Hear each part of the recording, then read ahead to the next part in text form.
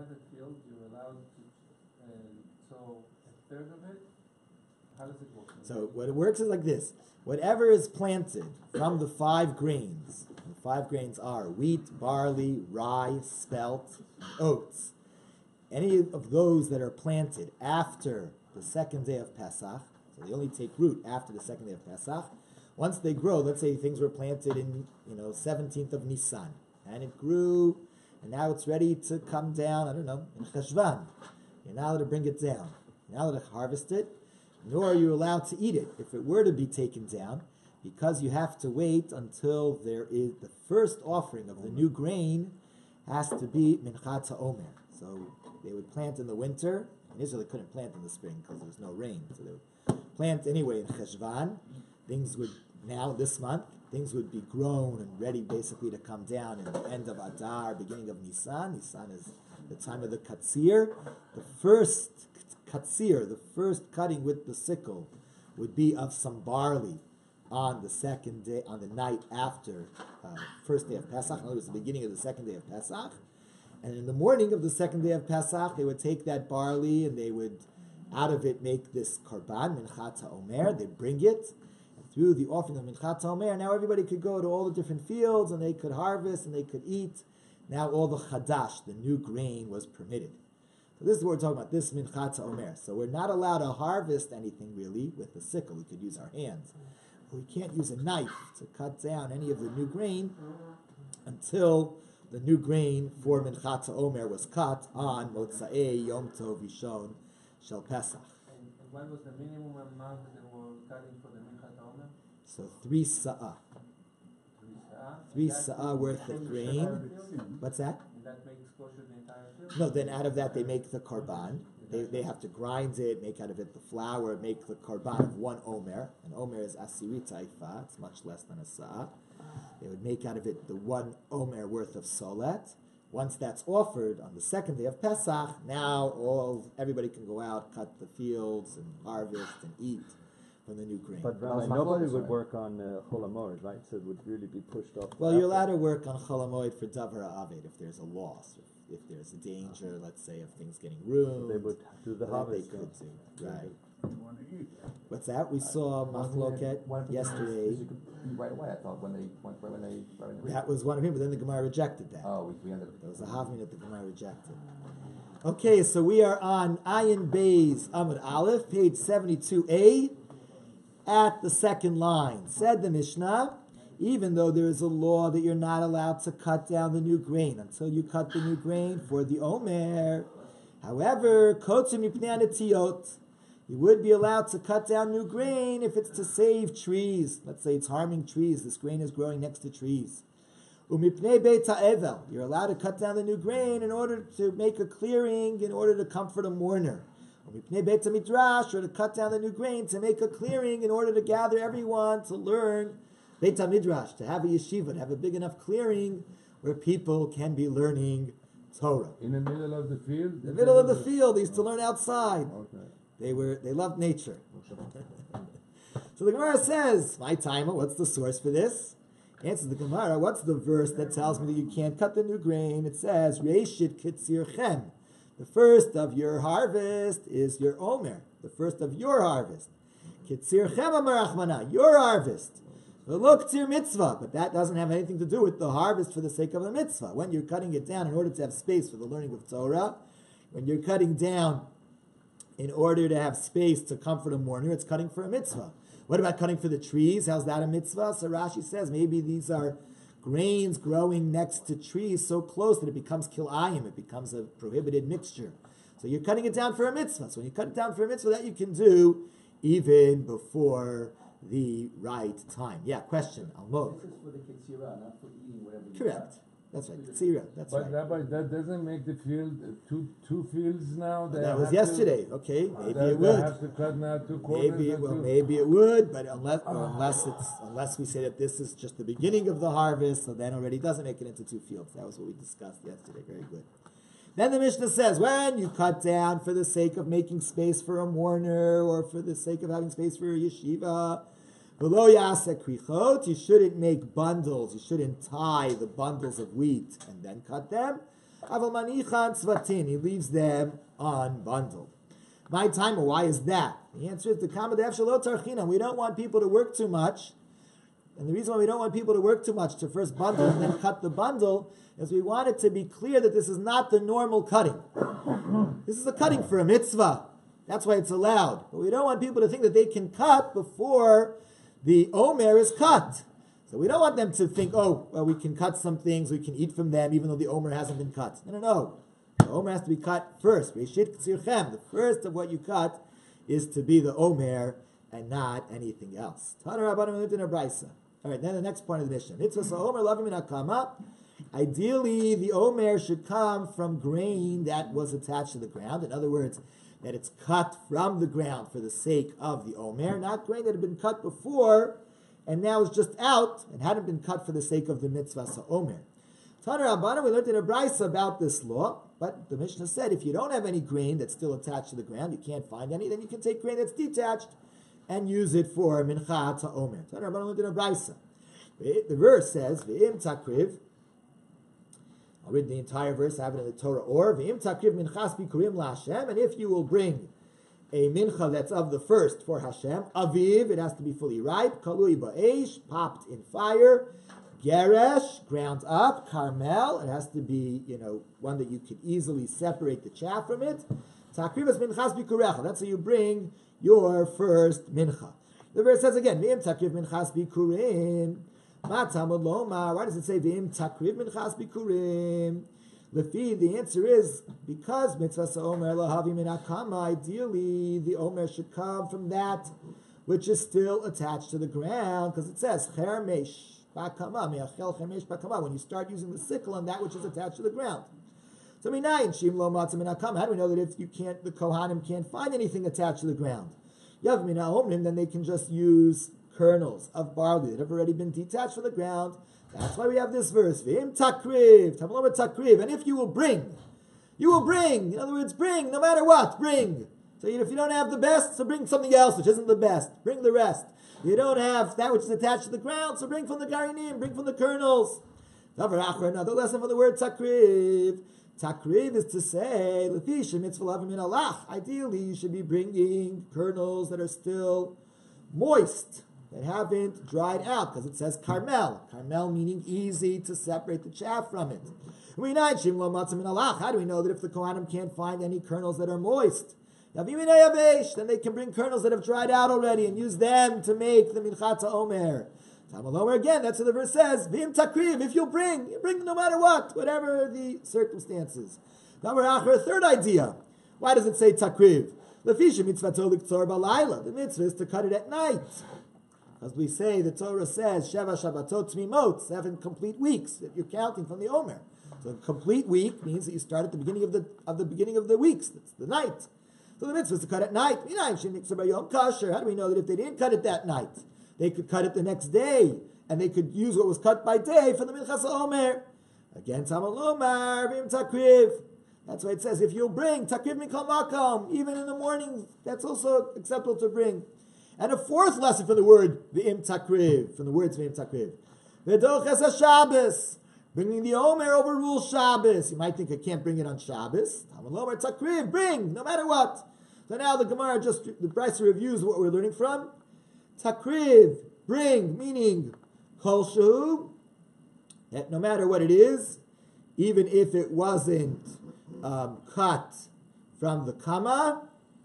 Takriv, Mikol Makom, bring from any place, even if it's far from Yerushalayim and therefore dry. Takriv, you should bring it, Afilu b'Shabbos, even if it's on Shabbos. And again, because it is a communal sacrifice, Takriv, bring it, Afilu b'Tumah. Even if people are Tameh, Tumah doesn't come in the way to stop it, you can bring it even in a state of impurity. Wow. Is it dry or moist? Either way, doesn't matter. It should be moist, but if you don't have moist, so then dry also bring. But the moist is not ripe yet. Am I right? It is ripe, but it's not dried out. It is ripe. But it's not different opinions. It's all saying you learn all these things from one word. That's right. Because the word is saying, Takriv, bring it. Bring it, no matter what. Not so good. Let's bring it. Shabbos, bring it. We're going to see, but yes, we're going to see. That's a discussion, it's a dispute. But yeah, we can cut it on Shabbos as well. Yeah, for sure. I mean, it's not really a dispute, but how do you see that in the verse is a bit of a question. But yeah, you can cut on Shabbos as well. In the summary they mentioned 4, but actually they read 5. 5, that's right. It's actually because in Tumah also. They violated all the rules of Shabbat here, Rabbi, right? So you know the in the Bet HaMikdash, the violation of Shabbat was the fulfillment of Shabbat.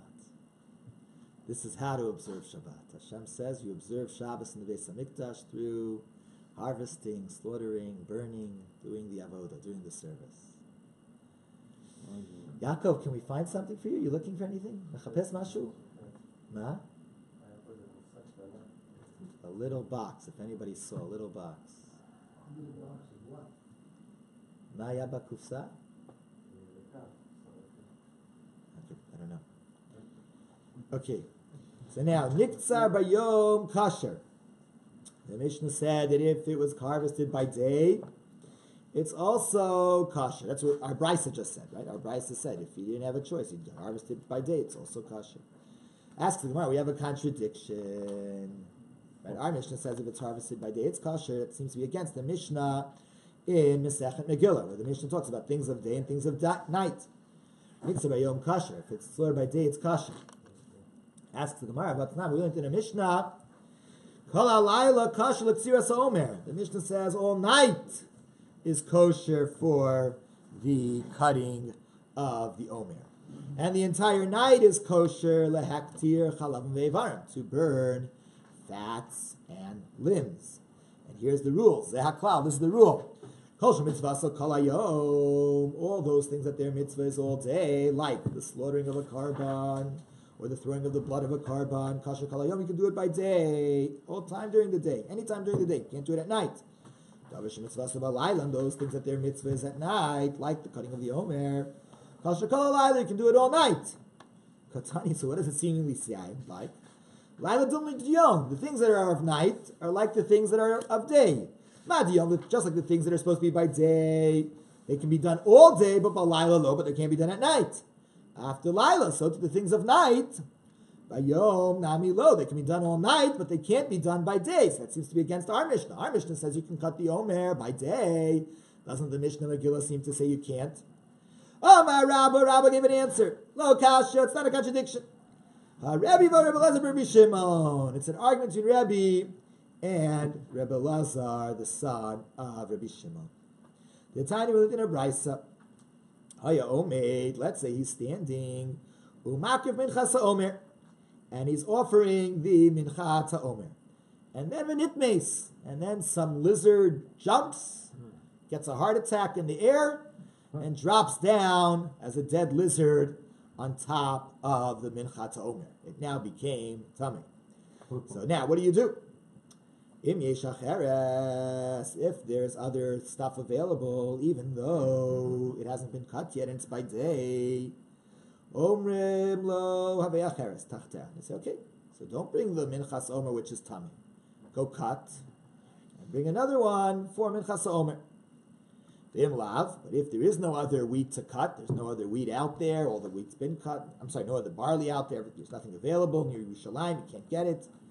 So then omer lo hevi bikeach, and they tell him, be smart. Ushtok, just be quiet, because as we said, takriv even b'tumah. So you can offer it in B'tumah, you can offer it when it's impure. Just bring it. Just be quiet. Don't tell anybody that there's a dead lizard on it. Just do it. Divrei Rabbi. That's the view of Rabbi Yehuda Nasi. However, Rabbi Shimon says, even if you could go out now and cut, because there is still barley standing out in the fields near Yerushalayim, whether there's available or there isn't available, Omer lo, you just go on and do it. We tell him, heavy pikeach, be smart. Ushtok, and be quiet. Just offer the mincha ta'omer when it is impure. Why? Why can't you replace it and do it now in a better way? Explains Rabbi Shimon, shekol omer sheniksa shlokim mitzvaso pasol. If you cut the barley for the omer not at the right time, Rabbi Shimon holds, it's no good. What's the right time to cut the barley for the Mincha to Omer? At night. Now it's already past the night. It's by day. That's when he was offering the Mincha. That's when the lizard fell on it. It was by day. So by day, to cut the barley, it's no good. So you see, according to Rabbi Shimon, to cut the barley by day is no good. So that would be like the Mishnah in Megillah. Whereas Rabbi said that when the Mincha Omer became Tameh by day, go and bring a different one, go cut barley and grind it up and pop it beforehand and make the Mincha Omer. So that's the view of our Mishnah, that by day, but the Yevet is also okay. So the dead thing touched it is kosher la Pesach. Well, it's certainly kosher, certainly accepted. The question is, should we look for something else? Look for better. According to Rabbi Zev Reichman, you can't look for better because something else is going to be worse. It's too late. Yeah. According to Rabbi, you can look for better too. So which opinion is the kosher, Rabbi, here? Who do we paskin like? Let me see. Let's see in the back here. They have all the halachas.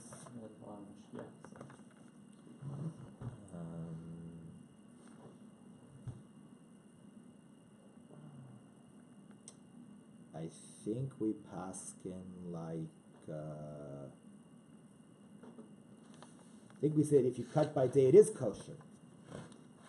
It is kosher b'diavad if it was done by day. So then the dead is dead.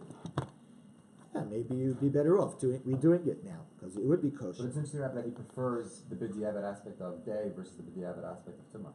Yeah. So you could say like this is right here and now, they're both b'diavad. Yeah. Amar Rabbi Bar Chana, Amar Rabbi Yochanan. Rabbi Bar Chana says the name of Rabbi Yochanan. Rabbi Lezer Rabbi Shimon, B'shitas Rabbi Akiva, Rabbo Shel Aviv Amra. Rabbi Lezer Rabbi Shimon, who says that there's a problem in cutting it by day, he is following the view of Rabbi Akiva, who was the teacher of his father. His father was Rabbi Shimon Bar Yochai, and the father of Rabbi Shimon Bar Yochai, the teacher of Rabbi Shimon Bar Yochai, is Rabbi Akiva. So he's following the view of Rabbi Akiva. Rabbi Shimon is following the view of Rabbi Akiva, the teacher of his father. It's not because we went in the Mishnah. Rabbi Akiva gives a rule about the mitzvah of Brit Milah. All those malachos, the prohibitions that could have been done before Shabbos, that doesn't overrule Shabbos. So therefore, Rabbi Shimon holds, like Rabbi Shmuel, Omer mitzvah, that the cutting of the omers itself is a mitzvah. It's not, as we went in the Mishnah. Rabbi Shmuel says, Macharesh Rishus, just like the harvesting. Macharesh Rishus, just like plowing is always an option. Avkatzi Rishus. So too, when we talk about harvesting, we're talking about a harvesting that is an option. Yatzak Omer, to exclude the harvesting of Omer, Shehi Mitzvah, which is a mitzvah. And therefore, so kasher. Now, if you're going to tell me that when you cut it at the wrong time, let's say too late or too early, it would still be kasher, then amai dachi Shabbos. Then why would we ever overrule Shabbos to cut down the Omer? Nekatzra me'erev Shabbos. Let's just cut it beforehand. Let's cut it on Friday. Let's cut it beforehand. It'll be okay. Ella, so from the fact, midazachi Shabbos, the fact that we do overrule Shabbos to cut the Omer. Shmamina, that's how he derived it. Niktzah shloka mitzvaso, pasul. That if it would be cut, not at the right time, not in the right moment, it's pasul. So that's why you have to do it on Shabbos, because it's something which you need to do now. So that's why it overrules Shabbos. So asks the Gemara, 1 second, for Rabbi, who disagrees with this. Lav Talmid Rabbi Shimon, isn't he also a student of Rabbi Shimon, who was a student of Rabbi Akiva? And so shouldn't he also agree to this rule that whatever you could do before Shabbos, you have to do before Shabbos, you don't have a rule Shabbos for it? What time did we learn in a brisa? Amar Rabbi said, when we were learning Torah by Rabbi Shimon in Tekoa, so we learned in Masechet Eruvin that there is a rabbinic law. Even though normally, biblically, we would think that on Shabbos you could carry from a private domain to another private domain, the rabbis created a prohibition. They said you can't carry from one house to another house unless you make a Eruv Chatzerot, unless you combine all the domains through Eruv Chatzerot. But we learned Mesechet Erevin, that was only about primary residences. But they never said that if food started in a roof, you couldn't take it from the roof to a backyard to another backyard, even though those are different private domains. They're not primary residences. So what did we learn here? Rebbe said, when we were learning Torah by Rabbi Shimon, at Rabbi Shimon's feet in Tekoa, Hayinu malun lo shemen va'aluntis, we would bring him oil and towels, mechatzer lagag, from the courtyard to the roof. Umigag lekarfif, and from the roof to the backyard. And mikarfif lekarfif acher, from one backyard to another backyard, until we would get to the spring. Shana Rochzenbon, there we would wash him there. So you see that he also is a student of Rabbi Shimon. So why wouldn't Rabbi also agree to this? To what Rabbi Shimon says, answers the Gemara. Savar la, Rabbi holds ki'idach Rabbi Shimon, like the other idea of Rabbi Shimon. The Tanya Rabbi Shimon used to say, Bo re'eh, this is the idea that I mentioned after davening. Come and see. Kama chaviva mitzvah b'shaita. How precious a mitzvah done at its moment is. See how precious a mitzvah is. Sharei hektar chalav me'evarim sherim kalalayla. Really, you can offer the fats and the limbs of a korban ola at night. You could put them into the fire at night. But yet, the Kohanim would not wait with them until the night, but the Karbanos Tamar, the Karbanos Musaf of Shabbos, they would do it on Shabbos. Why? They would overrule Shabbos for mitzvah b'shaita, to do the mitzvah at its moment. So that's why also we would overrule Shabbos, do the mitzvah at its moment. 1 second. We have Belez Rabbi Shimon lo shmiele. So Belez Rabbi Shimon doesn't know this idea of chaviva mitzvah b'shaita. So how does he prove that the cutting of the Omer has to overrule Shabbos and you can't do it earlier? Maybe it's just because of Chaviv Mitzvah V'Shaita. Ella, he also knows this law. He knows this law. And he says the following. Shani Yasam, there's a difference between the burning of the limbs and the fats. The slaughtering of this korban overruled Shabbos. Whereas in Minchas Omer, if you could cut the harvest at any time and B'diavad would be okay, you don't need to have an overruling of Shabbos. So therefore, you wouldn't be able to do it on Shabbos. 1 second says the Gemara, Rabbi Achinami. So according to Rabbi, say the same thing.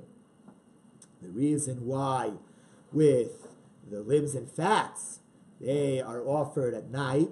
I'm sorry, they're not offered at night. They're offered on Shabbos is because the mitzvah is precious on Shabbos. So we should say that's different. Dachta shchita sa Shabbos. There was shchita overruling Shabbos. But with the Omer, who's to say you should be able to be violating Shabbos to cut it down? Ella, so you're right. Kasava Rabbi holds Ksira sa Omer lo dachya Shabbos. Rabbi holds that you're not supposed to cut down the grain for the Omer on Shabbos, because since it's not an absolute requirement to be done that night, even if it's not a different time, it's still kosher. So therefore, you shouldn't be docha Shabbos for it. Just do it at a different time.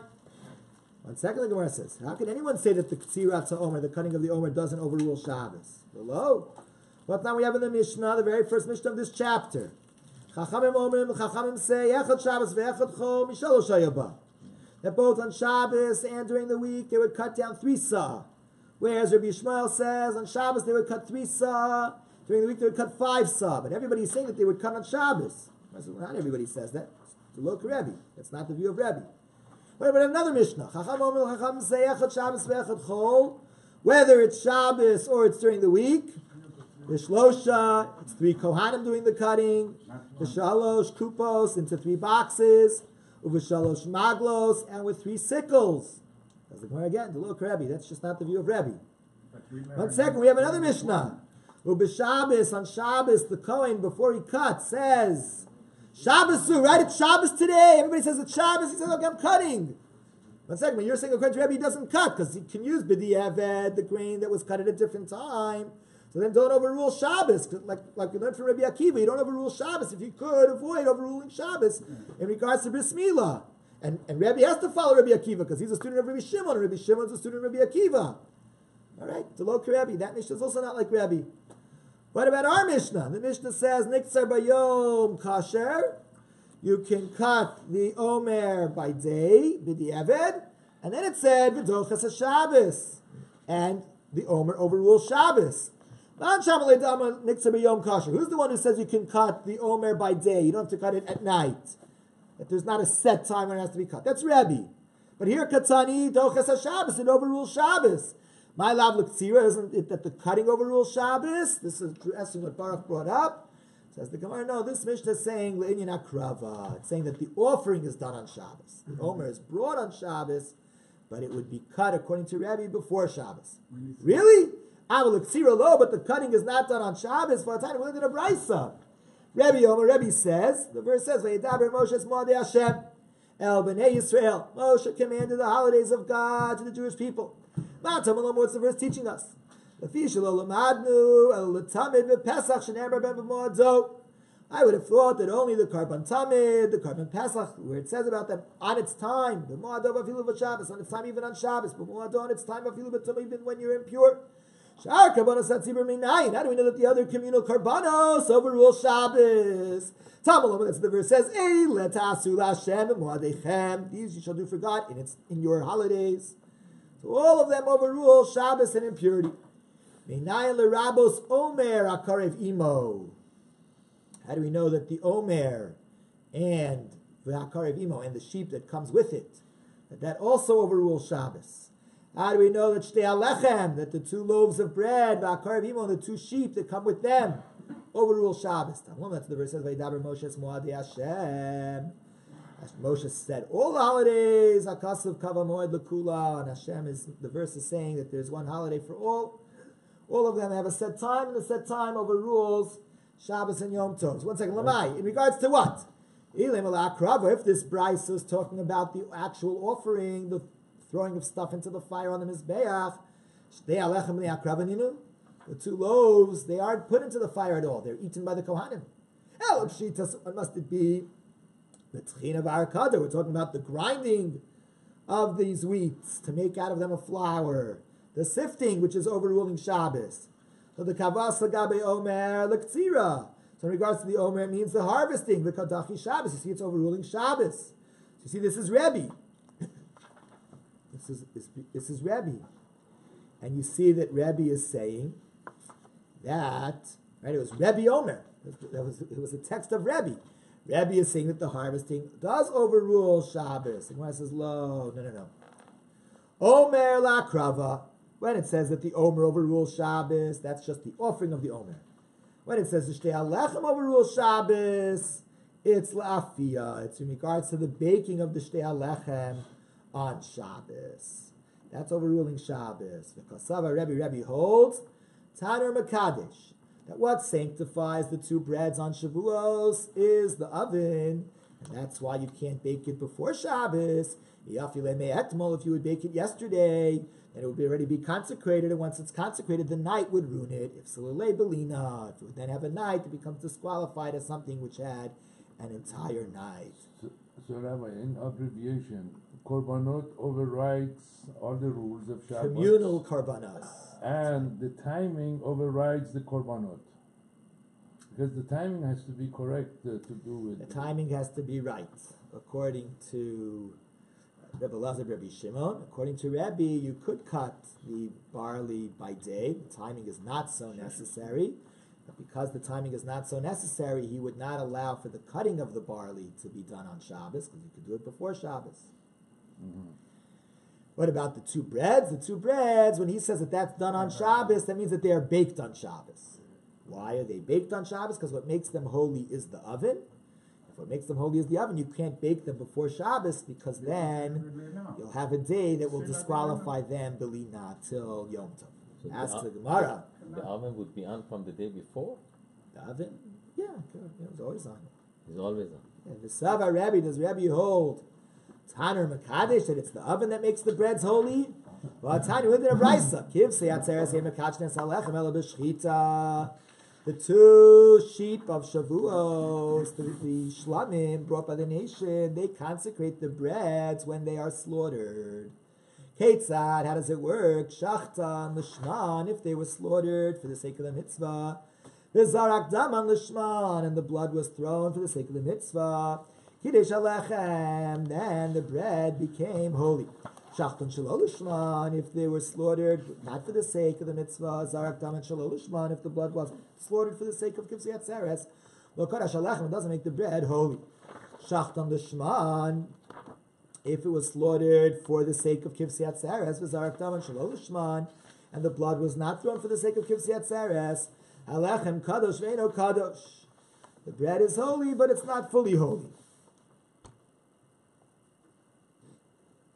How does it work? Either holy or no holy, Rabbi? How does it- Well, you had a shchita, but you didn't have a zrika. So what does it mean that it's holy but it's not fully holy? So one idea is that means that if you were to try to redeem it, the money that you're putting in its place would not become holy. And the other idea is that it's not fully holy. Kohanim can't eat it, but it is holy that it fulfills the mitzvah. All right, that's the view of Rebbe. Rabbi Shimon Omer lo olameno kadosh at sheyichchot lishman v'yizrok dam lishman. That what would consecrate them is the slaughter and the throwing of the blood. So what do you see here? You see that what makes the bread holy? Not the baking of the bread, but the slaughtering of the sheep. Okay, so then what's the problem for Rebbe? Let him bake the bread before Shabbos. It's not yet holy. Rav Nachman bar Yitzchak said like this. Once you bake it in the oven, they do become holy. Hukvu. They did become holy through the baking in the oven. What does it mean that the slaughtering makes it holy? It means that they became holy as karbanos when they're baked in the oven. But to be holy as the karban of shtei halechem, that the sheep have to be slaughtered. When the sheep are slaughtered, that establishes them as shtei halechem. So hukvu, they were established as holy, but below hukvu, they weren't established as this karban until the sheep are slaughtered ka'amar. But since they are made holy through the baking, once they are holy through the baking, they would become disqualified through the night, through being left over. Hadran Allah, Bezos Hashem Yisbarach, Perak Rabbi Shmuel, the Hadrach Allah. May we merit to come back to this chapter. May it come back to us. All right, a new chapter, going back to the laws of Menachos. The following Menachos, a fistful is taken out, and the leftover of what's in the bowl goes to the Kohanim to eat. Mincha sasolas, a person that says, I'm donating a mincha of flour, okay? V'amachvat, a mincha where they bake on a griddle, a pan. According to many, it doesn't even have any walls. V'amarcheshes, a mincha made of loaves baked in a deep frying pan. V'achalos, chalos are, we learned, round loaves. Rakikin are probably more pancake-like loaves with oil smeared on top. Minchas of the Kochavim, a mincha of Gentiles, a minchas nashim, a mincha brought by women. Minchas ha'omer, what we had the last chapter about, the minchas ha'omer. Minchas chote, a mincha brought by someone who mistakenly entered the temple while it was impure. Minchas kinaos, and a mincha of the sota. All of these menachos, they have to have a fistful taken out of them, and the rest gets eaten by kohanim.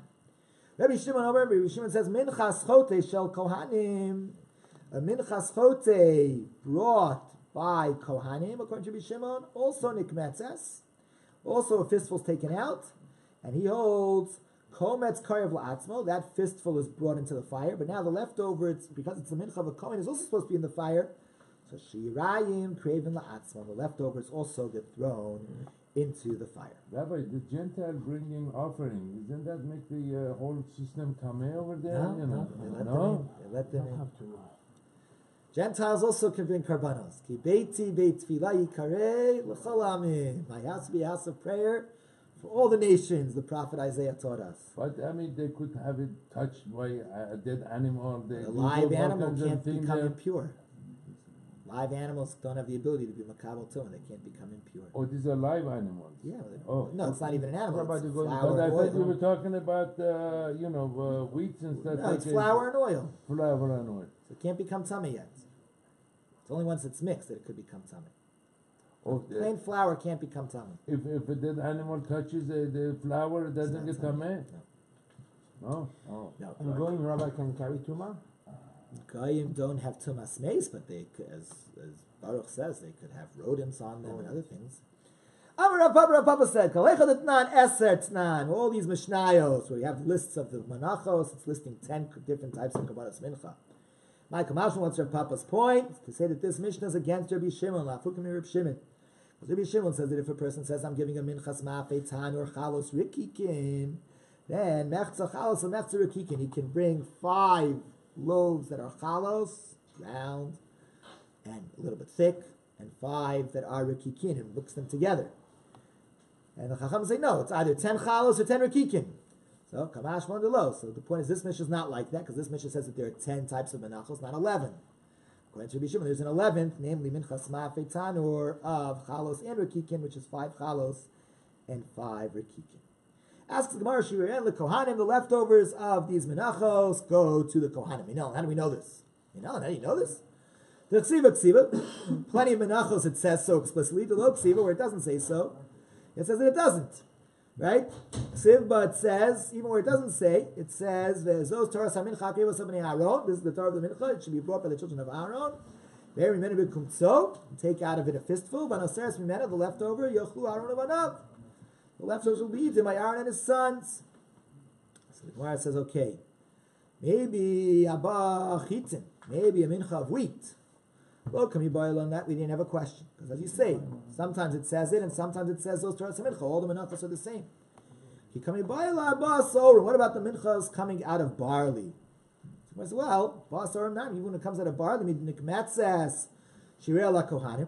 when the Mincha, when a fistful is taken out, namely with the Minchas HaOmer, the leftovers go to the Kohanim. So therefore, right, and the fact that the fistful is taken out, that shows that the rest goes to the Kohanim. So says, you're right, I'll leave it to Rabbanan, lo kami bailan. We don't need a pasuk for the Rabbanan. He kami bailan, I'll leave it to Rabbi Shimon. We need a pasuk for what Rabbi Shimon says. Because Rabbi Shimon holds, he holds that if a Kohen walked into the temple while impure, he has to bring a minchas chote, which is also minchas kohanim. A fistful, says Rabbi Shimon, is going to go into the fire, and the rest is also going to go into the fire. This sounds the Mishnah says Rabbi Shimon minchas chote shekohanim nikmetzes. Vakom itzkar b'fnei atzman. Shirayim krivim b'fnei atzman. So according to him, how do we know when you have a mincha that a fistful is taken out of it of barley, that the leftovers are eaten by the kohanim? Maybe it also goes into the fire. We know him. So the Gemara gives an answer. Amar Chizki answered. Amar Kad the pasuk. The pasuk says v'chal mincha b'lulav hashemen. Any mincha that's mixed with oil, v'charev, or a mincha that doesn't have oil, namely minchas chote. V'chal b'nei Aaron tiyet, belongs to all the children of Aaron. So the point is like this. I don't need a pasuk to tell me that a mincha of wheat mixed with oil, the leftovers go to the b'nei Aaron, because then we have the other pasuk. It's coming to say that when you mix oil with barley flour, the leftovers go to the b'nei Aaron. I don't need a pasuk for the dry mincha of wheat. If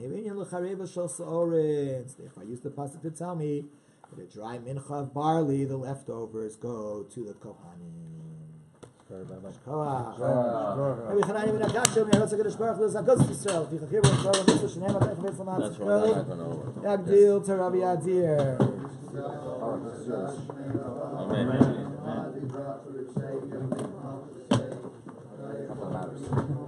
Same words. Amen.